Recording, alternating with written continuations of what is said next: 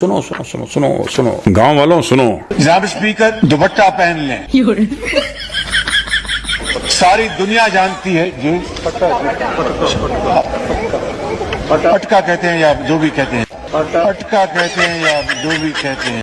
बड़ी खुशी की खबर आई है। क्या? IMF का डूमोर का मुतालबा, शराइत की तवील फहरिस्त पाकिस्तान को दे दी। बिजली और गैस महंगी करने का मुतालबा, हुकूमत ने पेट्रोल पर मजीद लेवी लगाने और सब्सिडी में कटौती की तैयारी कर ली। अमल दरामद के बाद महंगाई की नई लहर आने का इम्कान। इस बयान पर पाकिस्तानियों में सफ़े मातम बिछ गई है।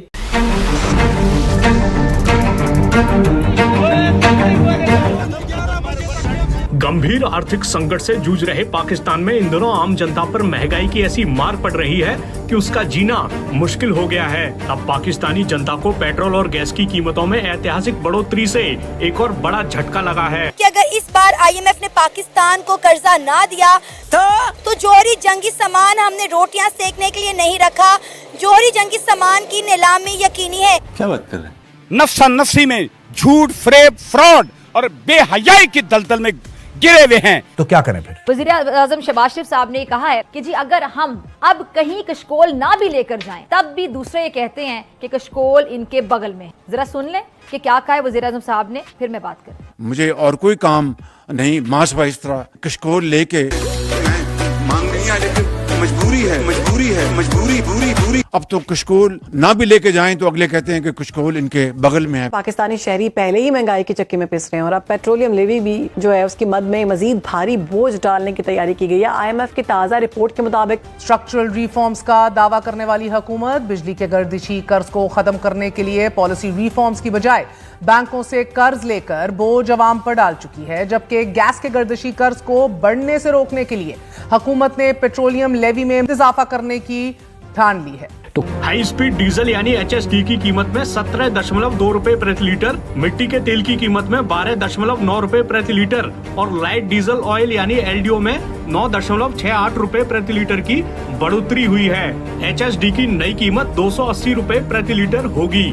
मिट्टी का तेल 202.73 रुपए प्रति लीटर और LDO 196.68 रुपए प्रति लीटर की दर से बेचा जाएगा। बताया जा रहा है कि नकदी की कमी का सामना कर रहे पाकिस्तान ने IMF को खुश कर कर्ज पाने के लिए ये कदम उठाया है। तो कौन सा ऐसा शुभ है जिसमें हम तरक्की लोगों को बताएं कि बेहतरी हो रही है, आगे बढ़ रहा है पाकिस्तान? पहली बात मेरे भाई कि ये पाकिस्तान के पास हमेशा बैसाखियाँ रहेंगी जब तक ये हमारे ऊपर मुसल्लत रहेंगे।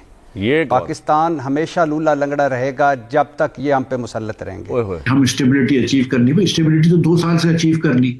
वो कह रहे हैं कि हमारे डायरेक्शन सही है। अगर डायरेक्शन सही होता तो अनएम्प्लॉयमेंट नहीं बढ़ रही होती, अगर डायरेक्शन सही होता तो पॉवर्टी नहीं बढ़ रही होती, अगर डायरेक्शन सही होता तो डेट इतनी तेजी से नहीं बढ़ रही होती। सो द थिंग इज कि हमको ये बात समझनी चाहिए कि हम जिस चाबी से ये ताला खोल रहे हैं ये चाबी गलत चाबी है। चाहे हम क्या करते हैं कि लोग बदल लेते हैं कि भाई आप नदीम मलिक साहब चाबी इस्तेमाल कर लें, फिर मिफ्ता इस्माइल इस्तेमाल कर लें, फिर वक़ास साहब इस्तेमाल कर लें। इससे नहीं होगा, हमको ये चाबी बदलनी होगी। मतलब ये कि रिफॉर्म्स करने होंगे, स्ट्रक्चरल चेंजेस लाने होंगे। इसकी वजह ये है कि हम बिल्कुल आगे नहीं जा रहे, पिछले 2-3 सालों में हम पीछे जा रहे हैं।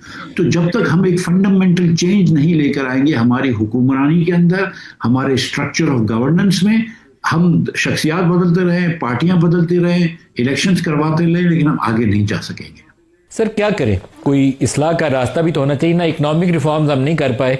1990 से मैंने ये इकॉनमी कवर करनी शुरू की थी। इस अरसे से 35 सालों में हमने कुछ 7-8 IMF के प्रोग्राम किए हैं।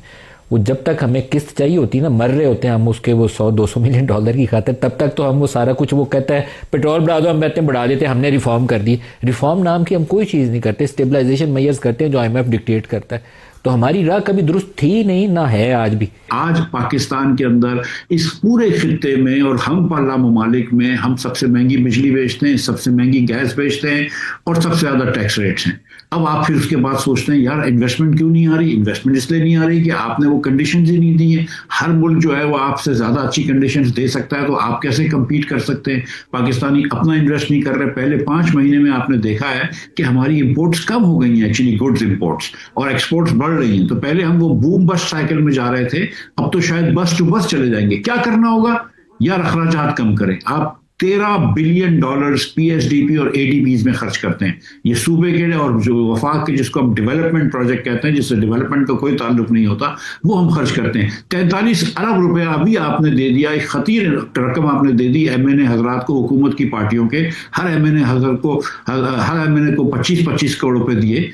वो 25 करोड़ रुपए अगर आप नहीं देते हर एमएनए को, 43 अरब रुपए बचा लेते, तो इससे आप 8% नौकरी पेशा लोगों का टैक्स कम कर सकते थे, या इससे आप 3 लाख रुपए से कम तनख्वाह लेने वाले का 25% टैक्स कम कर सकते थे। लेकिन आपने वो रिलीफ नहीं दिया लोगों को, आपकी प्रायोरिटीज नहीं है, आपने अपना अखराजात कम नहीं करे। अगर वफाक और सूबे दोनों अपने अखराजात नहीं कम करते, आप एनएफसी अवार्ड नहीं करते, आप निजकारी नहीं करते, आप कुछ वजारतें डिवॉल्व नहीं करते, आप जो नेशनल फाइनेंस पैक्ट आईएमएफ कहता है वो नहीं करते, आप कुछ भी आगे नहीं बढ़ सकेंगे। आपको आईएमएफ 2 साल से चिल्ला के कह रहा है कि एग्रीकल्चर पर टैक्स लगाओ, आप वो नहीं लगाते, लेकिन जहां नौकरी पेशा लोगों के ऊपर जिनकी गर्दन पतली होती है आप टैक्स लगा देते हैं। आईएमएफ आपको कह रहा है कि अखराजात कम करो, वो तो आप नहीं करते। ना आप एनएफसी अवार्ड कर सकें, एक पैसे की प्राइवेटाइजेशन नहीं की। और ये जो पीआईए की प्राइवेटाइजेशन अभी हो रही है, इसको भी हमने लास्ट टाइम फेल करवाया था जानबूझ के, और अब आपको पता है कि पीछे से कौन करवा रहा है, तब जाके ये होगी इंशाल्लाह।